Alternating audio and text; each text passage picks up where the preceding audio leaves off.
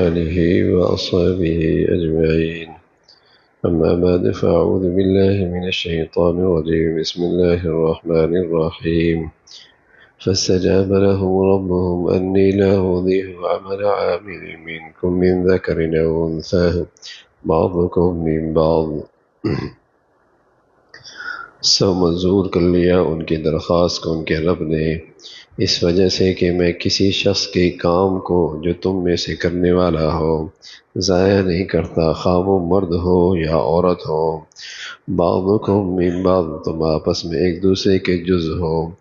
فالذین هاجروا وأخرجوا من دیارهم وأوذوا في سبیلی وقاتلوا وقتلوا لأکفرن عنهم سیئاتهم، سو جن لوگوں نے ترک وطن کیا اور اپنے گھروں سے نکال لیے گئے اور تکلیفیں دیے گئے میری راہ میں اور جہاد کیا اور شہید ہو گئے، میں ضرور ان لوگوں کے تمام خطائیں معاف کر دوں گا۔ وَلَأُدْخِلَنَّهُمْ جَنَّاتٍ تَجْرِي مِن تَحْتِهَا الْأَنْهَارُ، ضرور ان کو ایسے باغوں میں داخل کروں گا جن کے نیچے نہریں جاری ہوں گی۔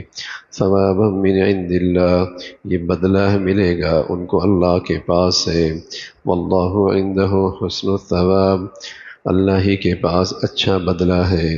لا یغرنک تقلب الذین کفروا فی البلاد، تجھ کو ان کافروں کے شہروں میں چلنا پھرنا مغالطے میں نہ ڈال دے۔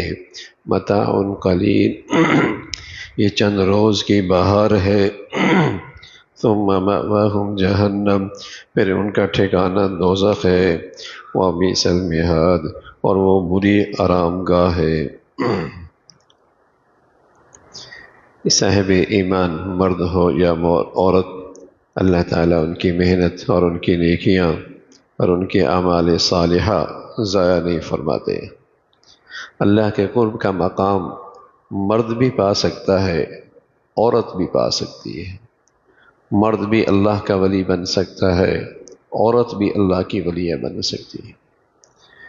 اللہ کے ہاں نیکیوں کے اس مسابقے اور مقابلے میں اور اجر و ثواب میں مرد عورت دونوں برابر ہیں۔ نیکی میں یہ دونوں اللہ کا قرب پانے میں دونوں میں کوئی فرق نہیں ہے، چاہے وہ مرد ہے چاہے وہ عورت ہے۔ اور پھر جو اللہ خدا میں پھر راہ خدا میں جس نے بھی ہجرت کی یا اللہ کے راستے میں جہاد کیا اور شہادت پائی، تو اللہ تعالیٰ بتا رہے کہ میں ان کی خطائیں ضرور معاف کر دوں گا، میں ان کی کمیاں کوتاہیاں ضرور معاف کر دوں گا۔ یہ اتنا بڑا عمل ہے کہ اللہ کے خاطر وطن چھوڑ دینا، اپنے ایمان کی خاطر، اپنے دین کی حفاظت کی خاطر اپنا وطن چھوڑ دینا، پھر اگر اس کی زندگی میں کچھ کمزوریاں رہ بھی گئیں تو اللہ کا وعدہ ہے کہ میں معاف کر دوں۔ پھر راہ خدا میں اپنی جان کی قربانی دے دینا، یہ اتنا بڑا عظیم عمل ہے۔ اگر اس کی زندگی میں کچھ گناہ ہیں بھی تو یہ اتنا عظیم عمل ان کی ساری خطاؤں کو معاف کر دے۔ اللہ تعالیٰ کی طرف سے یہ خوشخبری ہے مہاجرین کے لیے۔ یوں دنیا ہجرت تو کرتی ہے لیکن وہ ہجرت معاش کے لیے کرتی ہے، دنیاوی مقاصد کے لیے کرتی ہے۔ لیکن کچھ ایمان والے اس لیے بھی ہجرت کرتے ہیں کہ اس کا ایمان اس کے بچوں کا بچ جائے، اس کی اولاد کا ایمان بچ جائے، اس کا ایمان محفوظ رہ جائے۔ یہ ہجرت بہت بڑی چیز ہے، یہ عمل بہت عظیم ہے، یہ نیکی بہت بڑی ہے کہ زمین پہ کچھ رہنے والے ایسی بھی ہیں کہ ان کی نظر میں معاش اور ان کی نظر میں اپنے گھر اور اپنے کاروبار اور اپنا وطن اس سے زیادہ قیمتی ایمان اور دین کی حفاظت ہے۔ ان کی ترجیح ایمان ہے، وہ اس کی خاطر اپنی ہر مفاد قربان کرنے کے لیے اللہ کے سامنے کھڑے۔ یہ ہجرت ہے۔ اور مسلمانوں کے بڑوں نے یہ ہجرت کی اور دنیا نے دیکھا، نہتے خالی ہاتھ مکہ سے مدینہ ہجرت کر رہے اپنے ایمان کی حفاظت کے لیے کہ ایمان بچ جائے بس، اور ایمان کی زندگی محفوظ رہے، یہ عظیم عمل ہے۔ اور پھر اس ہجرت کے ساتھ کچھ کمیاں رہ بھی گئیں تو کیا ہوا؟ حضرات صحابہ رضوان اللہ علیہ مجمعین کا اللہ کے ہاں ویسا ہی بڑا مقام ہے، ویسا ہی بڑا مقام ہے۔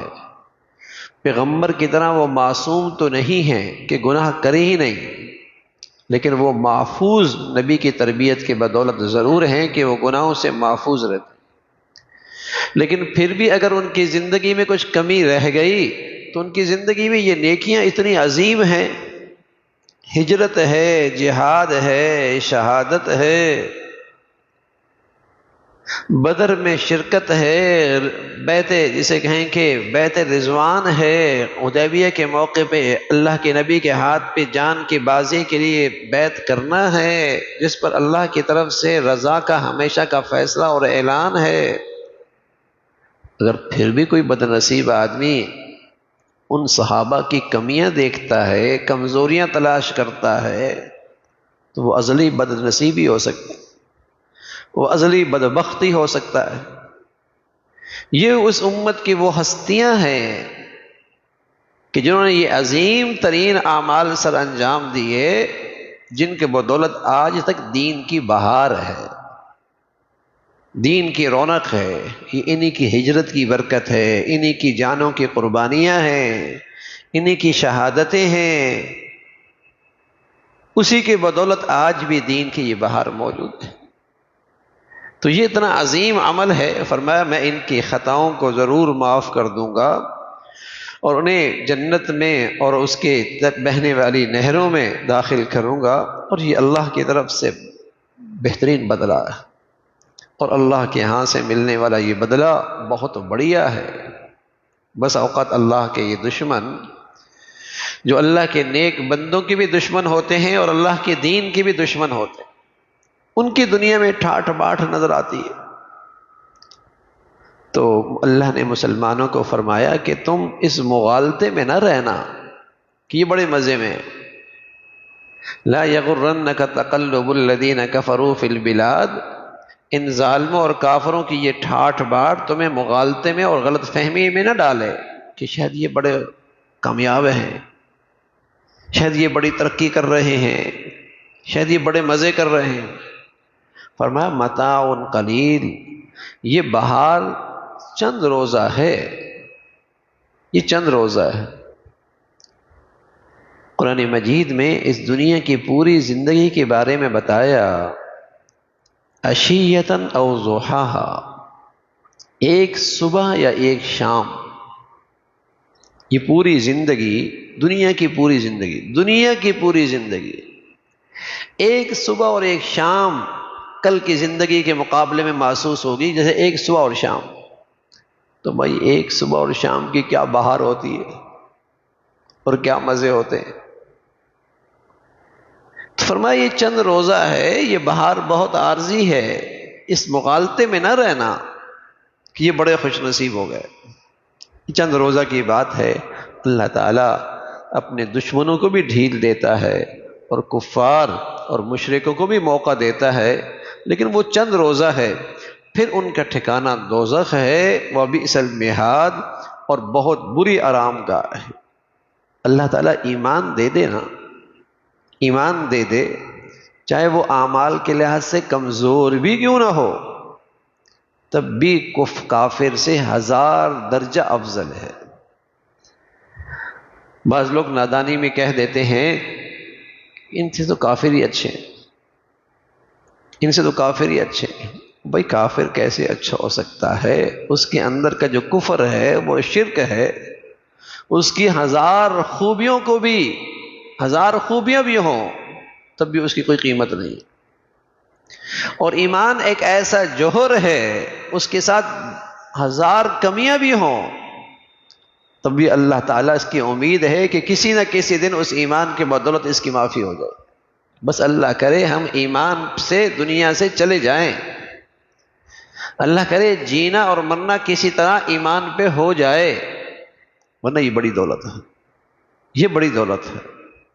تو فرمایا کافر دنیا میں کتنا ہی خوشحال اور کتنا ہی زندگی کی بہار میں تمہیں نظر آئے، تم مغالطے اور دھوکے میں نہ رہنا، یہ چند دن کی بہار ہے، پھر اس کا ٹھکانہ اور اس کی آرام کی جگہ بہت بری ہے۔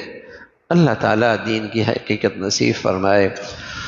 اللهم لك الحمد كله ولك الشكر كله، اللهم أعنا على ذكرك وشكرك وحسن عبادتك، نستغفر الله ونتوب إليك، نستغفر الله ونتوب إليك، سبحان ربك رب العزة عما يصفون وسلام على المرسلين والحمد لله۔